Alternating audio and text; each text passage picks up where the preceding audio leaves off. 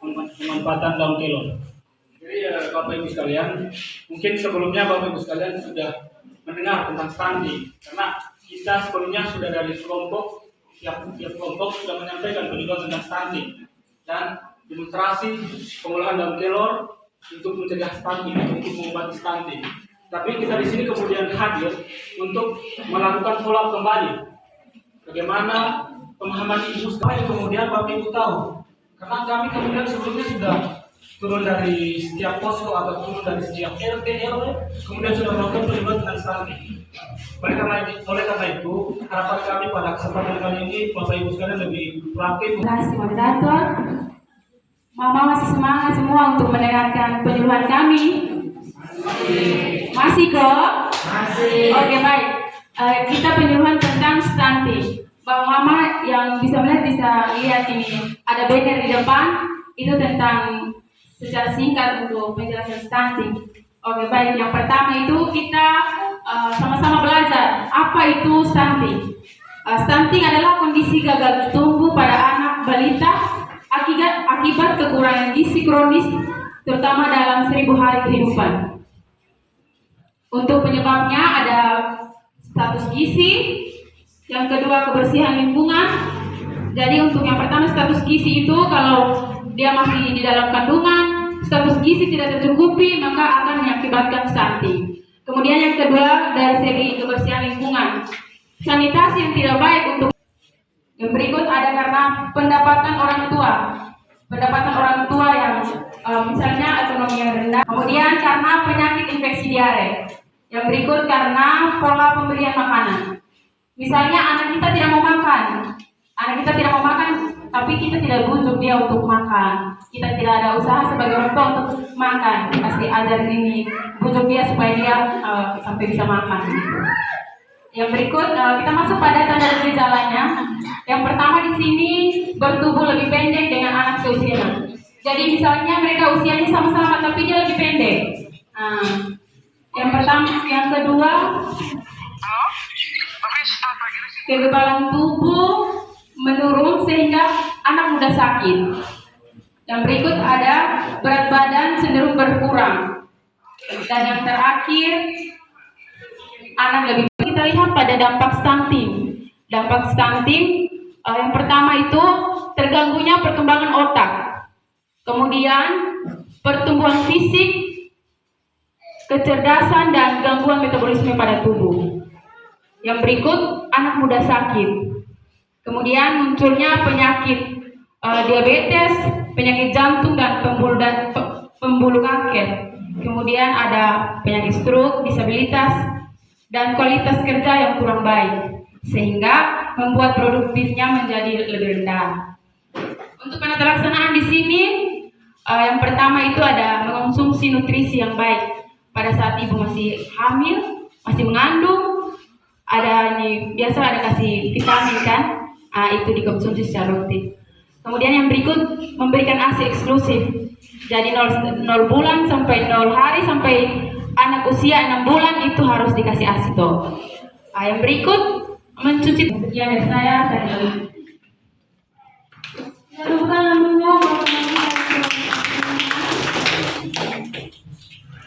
Baik, Bapak Mama mungkin tadi setelah menjawab penyuluhan, apakah ada yang mau bertanya? Atau ada yang memberikan testimoni anaknya bagaimana di rumah? Mungkin ya. Jadi mungkin kami mempersingkat bahwa tadi stunting adalah yang kita tahu di masyarakat stunting itu adanya pendek. Itu kemana? Padahal sebenarnya dari stunting jangan hanya lihat dia pendek terus bilang stunting. Tidak, jadi stunting itu dia aktif. Kalau anak-anak lain berlari, bermain, melompat, mungkin dia tidak seperti itu. Itu adalah beberapa tanda dari stunting. Nah, dari stunting ini apa yang harus kita lakukan untuk mencegahnya? Yang pertama yaitu dari ibu hamil, mengkonsumsi nutrisi. Bahkan pemerintah sudah memberikan satu program yaitu anak dari remaja. Karena semua anak remaja adalah calon ibu hamil. Nah, remaja itu harus diperhatikan kesehatannya sehingga diberikan obat tambah darah di sekolah-sekolah. Yang berikut adalah ASI eksklusif. Bila sudah punya bayi ASI eksklusif adalah ASI saja tanpa tambahan apapun dari 0 sampai. Ini kami akan menjelaskan sebelum kami memulai demonstrasi kami akan menjelaskan dulu. Di sini ada dua atau 3 menu yang akan kami buat.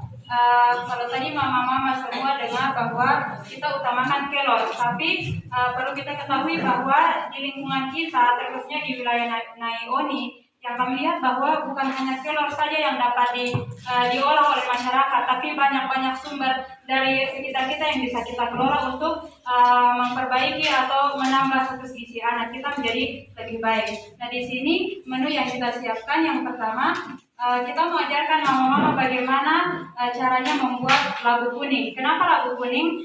Bukan hanya kelor, tapi labu kuning sendiri itu juga bermanfaat untuk anak. Manfaatnya apa? Pada labu kuning ini sendiri memiliki kandungan vitamin A dan beberapa kandungan vitamin yang lain. Vitamin A ini berfungsi untuk membantu daya tahan tubuh anak. Jadi anak ini lebih kebal terhadap di sini, yaitu pengolahan tahu dengan campuran daun kelor.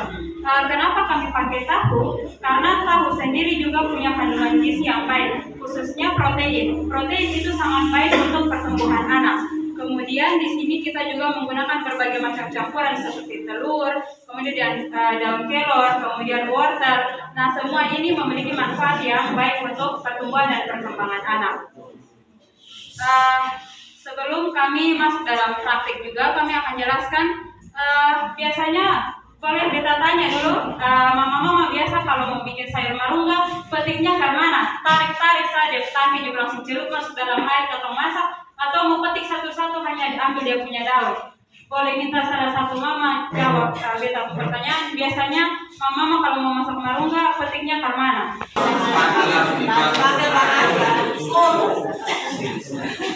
Suruh masih ada di bungkangnya atau yang anjurkan untuk memetik saja daun kelor sebelum dimasak, karena kandungan gizi yang paling baik pada daun kelor itu hanya ada pada dia punya daun. Jadi yang dianjurkan itu adalah hanya mengambil atau memetik daun kelornya saja.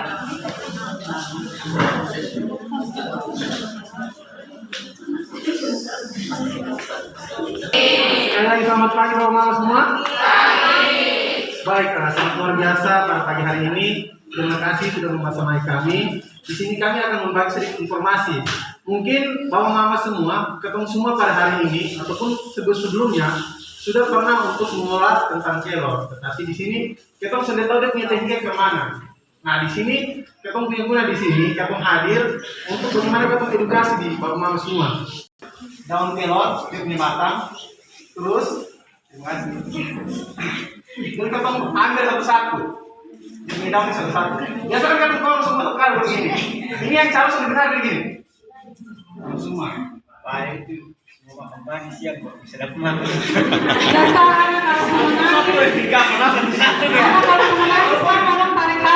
Kalau ini sedikit usaha yang lebih sulit, tetapi ini perlu dengan perjuangan Bapak.